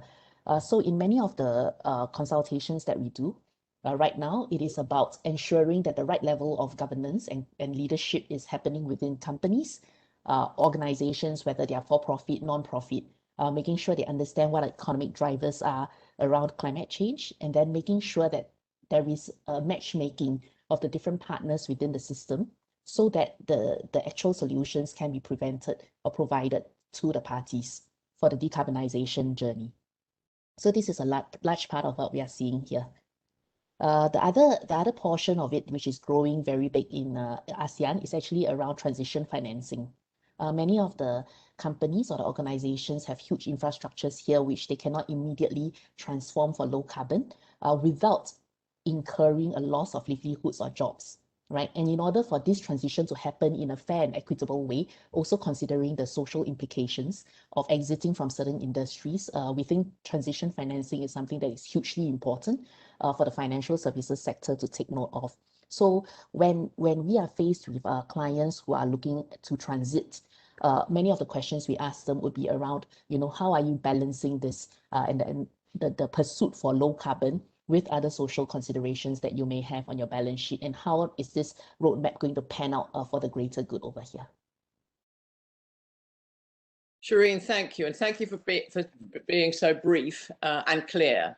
Which brings us on to our final introduction, which is from Esther Ann, Chief Sustainability Officer at City Developments Limited, which is a leading global real estate company with a network spanning 112 locations in 29 countries and regions. Your investment in sustainability has been widely recognized, and it's the top ranking real estate company on the 2021 global 100 most sustainable corporations in the world. Quite an accolade. Thank you for joining us. You also sit, Esther, on a number of boards, such as the World Green Building Council and the Asia Pacific Real Estate Association, all, I think, friends in this year of climate change focus. Esther, can you talk a bit about your sustainability journey and talk about perhaps the 3 Ds, decarbonisation, digitalisation, which has come out so strongly in this roundtable, and disclosure, and obviously what that means for the building sector. Thank you. And could people start putting questions on the Q&A, please? Not on the chat, but the Q&A. Esther, over to you. Great to see you again. Thank you, Chair Lady. Thank you for having me. And of course, now in 2021, everybody is really stepping up on the global race to zero. And last year was really a year of awakening that everybody is looking at sustainability and how to green the infrastructure. In our industry, we account building and construction together account for about 40% of greenhouse gas emission. So it has a huge impact on the environment. And not just that, actually people spend 90% of their time indoor. So how they use the building is also very important. And we are very glad that at CDL, we have started our sustainability journey as far back as 2 decades ago. And of course, at that time, we have the luxury of looking into transforming the business model, to one that conserving as we construct. But along the way, we also look at how we should set targets and how we should also look at science-based, and measurement and tracking and all. So what we have done is actually look at the 3D that, which is actually the deliverable of our building sectors. The first one, of course, decarbonization is natural because we have high environmental impact. And what we took the approach is like a life cycle approach. How we design, how we build, and how we manage properties are very important. And we also look at the whole value chain approach, not just, doing it internally, but also engage, the policy regulator, the financial investors, and, the architect, consultants, and even the consumers. And of course, we have to set ambitious and lofty goals. And in 2008, we already started, with to CDP, setting our climate goals. And in the 2018, we actually achieved setting the SBTI, science-based target reduction targets in 2018 based on 2 degree scenario. But now we are actually working on 1.5 degree. And in 2019, we also, pledged to support the 1.5 degree business ambition with UN Global Compact. So how do we achieve decarbonization? Look at scope 1, 2, and 3. We need to bring the value chain along. We need to bring the suppliers along. But in this part of the world, we started the journey very late. So the supplier, we really need to engage them, educate them. What are the so-called sustainable business, building materials, and also provide them with a business case. If you want to be engaged and you want to, supported by the large cap company, you have to come on board. So we take it as our responsibility to engage and educate them. And digitalization and innovation is definitely an enabler. Without solutions and technology, we can't move the needle. So we believe in investing in technology and applying that, in a cost-effective manner. And most importantly, digitization also helps us to track performance. Without data, we don't know where are the gaps. and we don't know where are the, what we can do better and all. And of course, link us to the third disclosure, which is the third D, which is disclosure and tracking and impact measurement. So what we did is also, apart from setting target, we also look at long-term view. We have conducted 2 climate change scenario planning. We also embrace TCFD, and all these help us to present, a good track record to our investor and our financier, and which is really fast growing. It's the ESG funds, there are billions of dollars that we need to attract and to accelerate, action. And last but not least is actually the fast growing sustainable finance. Green finance is very, very important. Partnership is very important. In fact, our first green bond that we issued in 2017, we also engaged KPMG to be our assurer. So all these are all happening very fast in the ASEAN region, although we started late, but in ASEAN, we are already a 5th, largest economy. And one thing I want to highlight is a very positive outlook of the ASEAN region. We have a very young population. More than 60% of our population are below 35 years old. And this is going to be a really strong force for change. Study already showed that, the Gen Z has already entered the, workforce since 2019.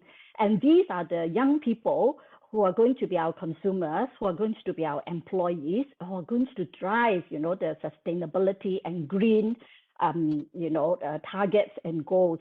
So the next big thing that I'm looking at is actually the green consumerism. When consumers want it, businesses will produce it. And when businesses come together, it will help the nations to achieve a more ambitious NDC towards, more sustainable and a low carbon future. Yeah, I hope I'm not taking too much time, and we'll be happy to answer any questions.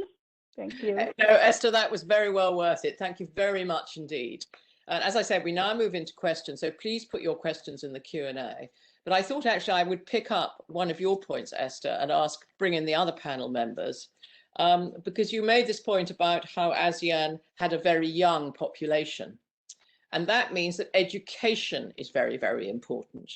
And I'd like to ask perhaps KPMG, then the Director General, and then Mr. Topping, to help us to understand what needs to be done on net zero. How do we instill climate change into the ASEAN education system and to the ASEAN business community, both of those to raise awareness? Shall we go first to you, Shireen, at KPMG? Yes, certainly. I'm actually personally extremely excited about our next generation of leaders that we are going to see coming through from the education system. Now, if you look at the school syllabus right now, for example, in Singapore and other parts of the world, sustainability has become increasingly one of the core subjects that the children or the schoolgoers have to study. And it comes in so many forms, which is the beauty of it, right? So they look at it as a specialized subject, a topic within their geography, where they discuss not just climate change or nature impacts, but they also look at the economic consequences and social consequences of it. But it comes through in other forms as well. So when I review literature textbooks, for example, some of the topics that were discussed long ago in some of the most classical books have really spun off on climate change, and which is coming to fruition right now. So in terms of visualization, I think the children and the schoolgoers are very well educated. There have also been a growing interest in the tertiary education sector for sustainability-related specialization, including the influx of scholarship grantees, right, who can pursue sustainability and related causes to the same acclamation as what they used to do for more established causes and very privileged positions. So that is a great move. For the business community, we are also seeing a huge refresh in terms of people, even mid-career movers who are interested in green jobs. And for them, it is a lot about alignment of what they're currently doing and applying the skills they have to align with their personal purpose and beliefs, contributing much more than what they see in their job description on paper. And also a huge understanding, appreciation of climate change and the intricacies. So this is moving concurrently in the space that we see now and extremely encouraging in terms of the trending. Thank you. And I remember when I was at Tesco, how ESG report, you know, our sustainability report, was actually most powerful in terms of encouraging young people to join the company, especially in Asia. Deputy Director General. I'll start first with business, and I think today it's quite clear that we in ASEAN, we are not exactly where we need to be in terms of full appreciation of sustainability. I think while the banking sector, the financial sector is coming together, in fact, the governors of ASEAN, the bank governors of ASEAN and the Minister of Finance, they have actually endorsed the idea of there's a project that's looking at least harmonizing the taxonomy of what sustainability means to financing, which is extremely important because, you know, it's sometimes when we speak in too many generalities, right, they're understanding what exactly sustainability means to financing. I think that's where we don't want interpretations in many ways. This is where I think ASEAN has gotten together earlier this year in March, and the bank governors and the ministers of finance have committed to a project where we are coming out with a harmonized taxonomy of what it means, and also the impact the desire of the impact that all of us are going to work together towards achieving it.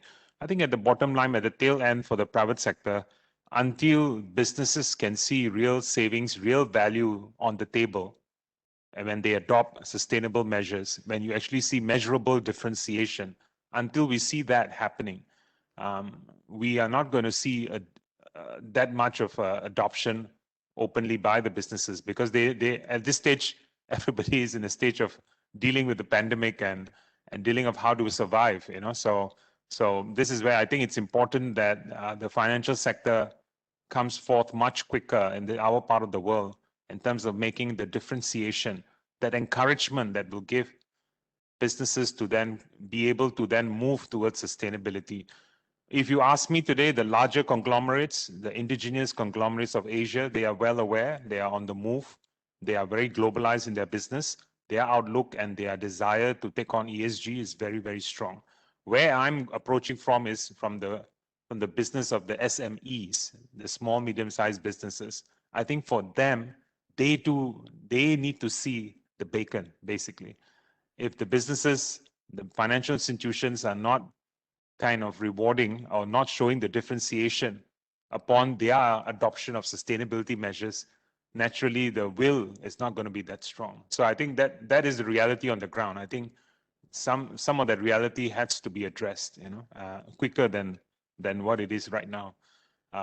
On youth and the acceptance of sustainability, I totally echo what my fellow panelists have spoken before. There's a lot of acceptance, but my worry is that there is, of course, unequal appreciation of the notion in our entire region. I think in Cambodia, Laos, and Vietnam, it may be a little bit less prominent in our education system of such methods versus places like Brunei, Thailand, Indonesia, Singapore. You know, so I think that unevenness is where we need to address, and this is where again it would be lovely to work with partners, global partners, to address some of these and help the capacity building on the ground with some of the ministries of education of some of the countries in EMS, in the ASEAN member countries, who can then help and re-educate teachers and then bring some of that learnings, the best practices, even what's being done well in the region to be replicated in the other countries. So the unevenness is there. You know, we can't deny that. Yeah. Thank you for that. And indeed, one of our UK ASEAN directors is Pearson, which is a huge education company, and they've done a lot of work on these kind of products that you can help teachers to, you know, change the way they approach the curriculum. Thank you very much for that. Nigel, do you want to come in both, I think, on education and on SMEs? The Director General rightly talked about the importance of getting through to SMEs, because of course that's going to be 95, 97% of output. So if we're going to be successful with net zero, we need to have an SME program. Yes, just two quick thoughts. I think I think we see time and again that when boards take some time to educate themselves about climate change, that has a catalytic effect.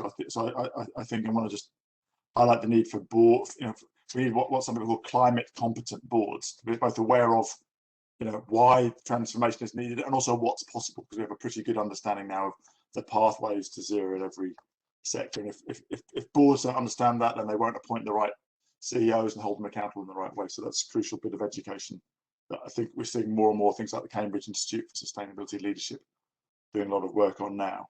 And yes, your point very well made about SMEs in terms of, you know, as drivers of jobs, as drivers of growth, as drivers of innovation. Within the Race to Zero, we have a partnership with the International Chamber of Commerce, who of course have a global network, and they run the SME Climate Hub along with the Exponential Roadmap and the We Mean Business in a partnership. And so that's relatively new, but it's a place that anyone can go to, and there's lots of tools to help SMEs start that journey. And so that's what I point people to. It's called the SME Climate Hub, and if you just search that on the internet, you should find it. It's hosted by the International Chamber of Commerce. Thank you so much for that SME Climate Hub. Maybe we can put it on the chat for people. If I could, I'd like to move on to a couple of other questions that we've had in. The first is from Zhu Young Shire. What are the quick wins for companies to consider to step up on its decarbonisation initiatives? That's besides setting the collecting reliable and complete data, which actually we heard about from Esther. So what are the quick wins? I mean, Esther, would you like to go first, and then perhaps Juliet? And couldn't you also, when you're talking about quick wins, perhaps talk about materials? Because you said that there were certain building materials that were clean. Then you talked about data. And so there's a combination, it seems to me, of technology and materials. And I think if you could share our expertise on that, that would be good. And then we'll go to AstraZeneca. Okay, certainly. And then for building sector, we do have very high carbon impact as what I shared before. And what I am looking at is also engaging the supplier, because we also must look at the, understand the logic of like what get measured, get managed. If we don't measure and we don't know what is the impact, it's very hard for us to convince our supplier that, hey, we want to look at, recycled steel versus, without compromising on the quality. And but we also must look at credible certification. So this area of sustainable building material have improved really, really fast over the last few years. If I talk to, when I first talked to the concrete and the cement supplier, when you talk about sustainable concrete, they will look at us blank.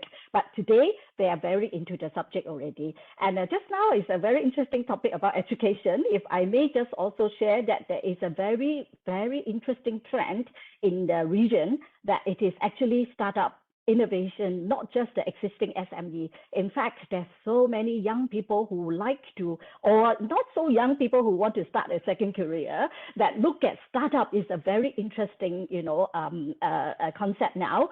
Look at innovation, do things differently, come up with different sustainable, building material, or even, raise energy efficiency. Look at, hydrogen. Look at, smart, PV panels. So we have actually just finished a 24-hour open hack this weekend, and there was so much interest from the university students and people who want to start a second career. And we are moving this open hack to the Philippines and other part of ASEAN. It was started in Geneva, went to China, and then came to Singapore, and then we are moving it to the ASEAN region. And I would not want to underestimate all this, very ambitious and hungry, new business leader who want to innovate new technology to, to drive the net zero agenda. Thank you. Thank you very much for that. So measure what's managed, leadership, as we've heard from before. Juliet, this is, I'm asking you about quick wins. Yep, thank you very much. So I would absolutely underscore the comments that Esther has made. If we don't know where we are, we can't measure progress that we're making. So data is critically important. But data is a bit of a holy grail. And I do think sometimes organizations spend so much time gathering the data, the world has moved on around them. So I think it is getting data, it is following science. Certainly you would expect me to say that from a science-based organization. But then very practically, the areas that I would pull out are engaging and working with the supply chain and working across your supply chain, both on a positive incentive and education. But also, I think there need to be some consequences. So we should move the sort of carrot, but we need to be prepared as organisations to say, if we have partners who will not come with us on this journey, then they are partners we will not work with. So there has to be some consequence management. Secondly, and I think Esther also talked about this, if we look at clean heat or renewable power, then actually engaging in an ecosystem, and we can help suppliers work with each other. It is usually not competitive to introduce one supplier to another for better preferential clean heat solutions. So I think really leveraging that ecosystem. I think thirdly, engaging in innovation and being prepared to be a pilot. So as organisations, if you're looking at new solutions, someone has to jump first. And in the kind of climate, actually, we can't stand and watch everyone else to go and say, oh, okay, when I know that's a secure, innovative solution, I'll go with it. Organisations have to be prepared to be the test bed, to take a product and then actually be prepared to work at scale. So I think there's a big behavioural element, and Baroness Neville-Rolfe, around being prepared to leap, not wait for all of the answers, but actually take innovation and be prepared to scale with it. I think bravery is coming through as a key theme here today. I'm sure Nigel will want to pick up on quick wins, but perhaps I could ask the Director General the next question and then bring in Nigel. The question is actually from the ASEAN Business Advisory Council, Jill Gonzalez, who's aware that the Race to Zero covers such a wide field, you know, everything from finance down to minute detail. Is there an organised platform that both private and public sectors could push together on, you know, hand-holding as necessary? Perhaps we could start with the Secretary General with an ASEAN perspective, and then bring in Nigel. Thank you, Chair. My answer to that is that, again, while climate change is much more in the front, it's not new. Depending on the sectors that the SME comes from, some sectors have been inflicted, meaning been stressed on climate change and sustainability issues a lot longer, a decade ago. So just give you an example, the palm oil lobby in Southeast Asia, one of the largest export agriculture segments of ASEAN, where there are many small holders, mid-sized holders, and large holders, because of sustainability issues in terms of consumerism in the rest of the world, or even the inputs that went into industrialization, the requirements for track and trace of the source of the palm oil that is sustainable. Those actions were actually taken up much earlier, a decade ago, to a point where today the associations, the SMEs, some of them are organized under trade associations. And I think the place to go is to your specialized subsector associations in the region that actually are already working. It depends on where you come from. If you're in the rubber industry, you are from, let's say, the palm oil industry, or you're the other resource, agriculture, food processing industries. Each of them have now specialized focus on sustainability. And many of them have been working, not just last year, but 5 to 10 years already, on areas in order to bring about competitiveness via sustainability and capability improvement. So I think the first stop for me, for everyone, the SMEs, is truly the business trade associations that exist in the region, in either at the national level or at the regional level. I think that will be very helpful. That's how I will address that. Yeah. Very helpful, thank you, Nigel. Yes, in terms of some hand holding, I put a note in the chat with a link to the SME Climate Hub, which I mentioned, and there are an increasing number of multinationals who are very proactively engaging with their suppliers, not just to tell them they want them to innovate to reduce carbon in their value chains, but it's also to help them. So CDP, the Carbon Disclosure Project, runs a program. There's a supply chain leaders group that work with that SME Climate Hub that includes companies like Unilever and BT and Tech Mahindra and Nestle, so with big international supply chains. I think the other thing, very much echoing what the DSG was suggesting, is that there are increasingly great sectoral collaborations obviously Esther, mentioned the World Green Building Council, which has local chapters. So if you're in that value chain, right, there's good sort of regional roadmaps. If you're in the apparel value chain, there's some really good sectoral collaborations which have value chains. So joining, there's a lot of pre-competitive sharing going on. Yes, it's a competitive race, but there's a lot of pre-competitive sharing. So I think finding those clubs that suit your sector is one of the key things to do.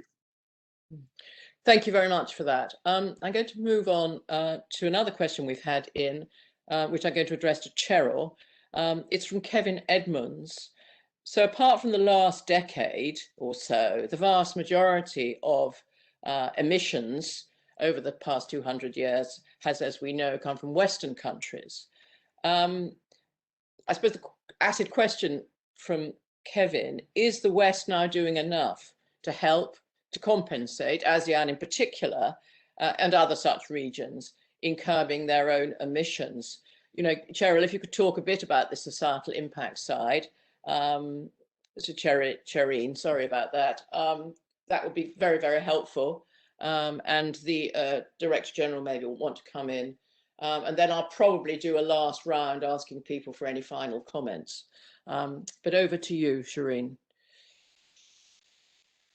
I think it's important for us as we embark on the journey for many of the companies and organizations in this part of the world to really look deeply into leadership and governance.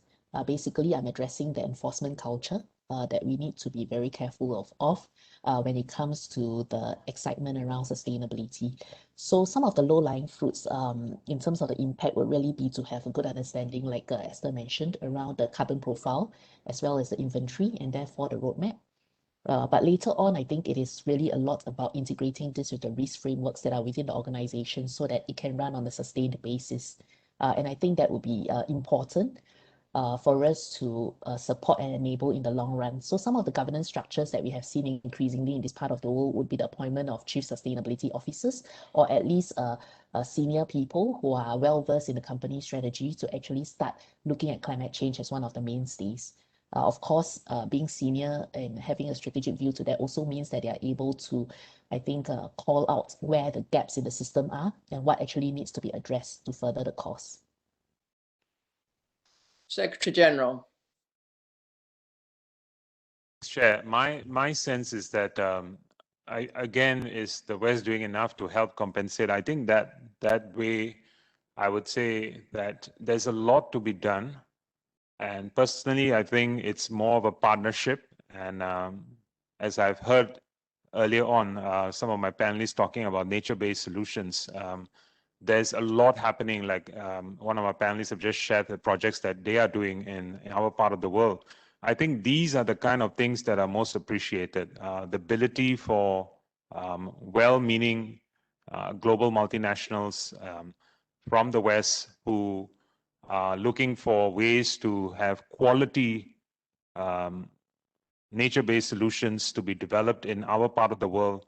I think those will be most desirable. I think what's needed is truly capacity building, education, system setup, track and tracing of some of those efforts in a good, harmonized, systematic way, so that the region, the ASEAN region, which already I dare to say is probably the most prolific in terms of being able to host nature-based solutions. It's not just Indonesia.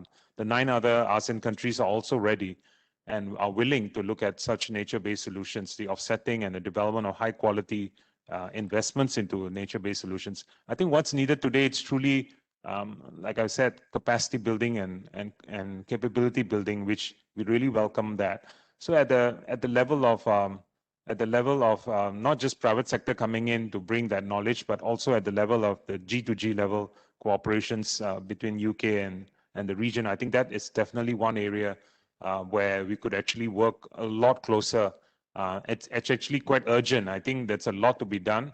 And many of the global conglomerates all over the world, including the large Asian conglomerates, are looking for partnerships with UK conglomerates, and they could collaborative partnerships in building such high quality nature-based solutions that we all can be proud of. Yeah.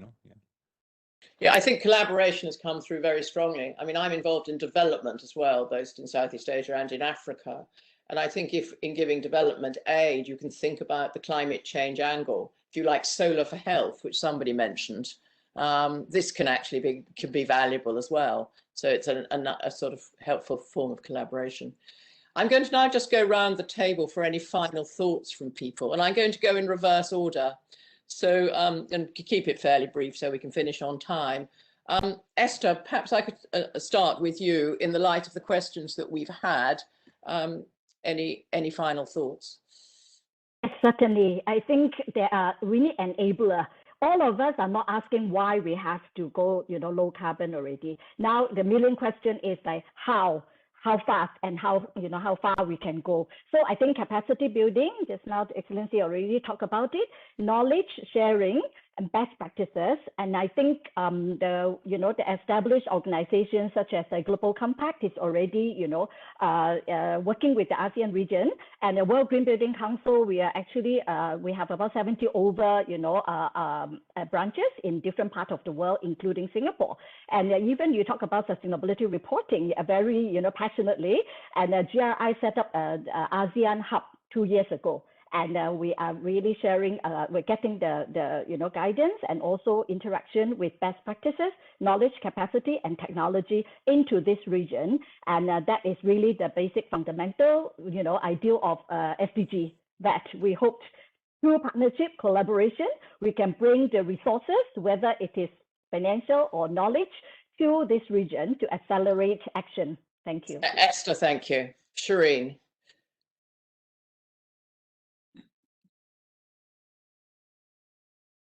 Yes, I'm here. Yes, I think like what Esther said, I think it is really very much around the how-to and the enablement of the region here on decarbonization. So I agree that the capacity building is extremely important, and the points around how access may be unequitable across the region is also very, very true. Right. So in order to do this in a much more inclusive manner, I think the capacity building through the UK programs that we have had in the region previously would be really good. And also the transfer of best practices that we spoke about to really help people understand what these solutions might look like and what is needed for us to achieve this. Shireen, thank you so much for your contribution. Juliet. I'll keep it brief and not repeat what's been said. I guess for me, one additional thing would be for businesses to really integrate decarbonisation into their business strategy, as opposed to it being a separate add-on carried out by a few specialists. Make it part of how we do business every single day. Thank you. Director General Singh.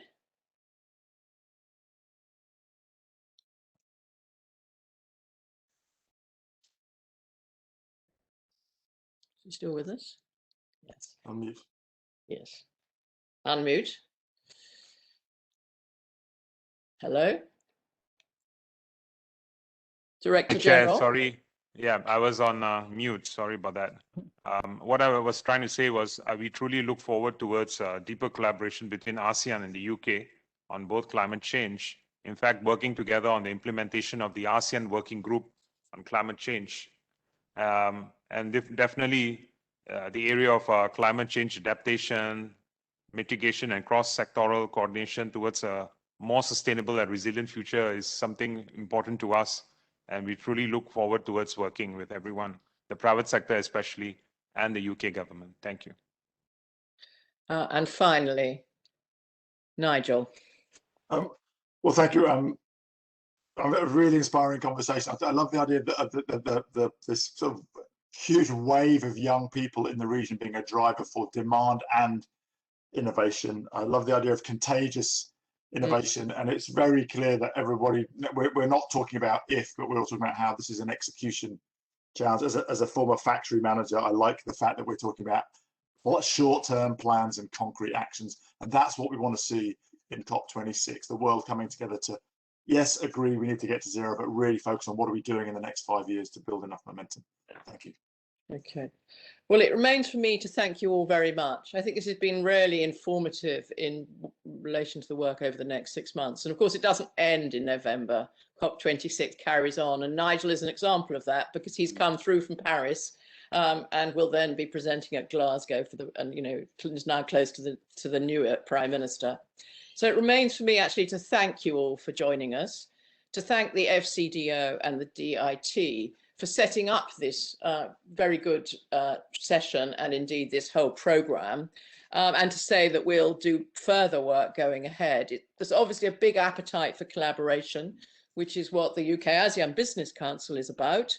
There's also a lot going on. I'm very aware, having dealt with climate change for probably nearly 20 years now from my time in business, that it's all very complicated. It's different for different sectors. And what came through is that the collaboration is going on in lots of different sectors. So there's lots of opportunity for people, you know, to find out what other people are doing, to lead from the top, which was one of Nigel's great points. I think he said this has to be a board matter. And for business, both small businesses and large businesses to contribute, and to contribute by working really collaboratively with governments, including our UK government and governments right across ASEAN. So thank you very much indeed for your participation. And that concludes today's business.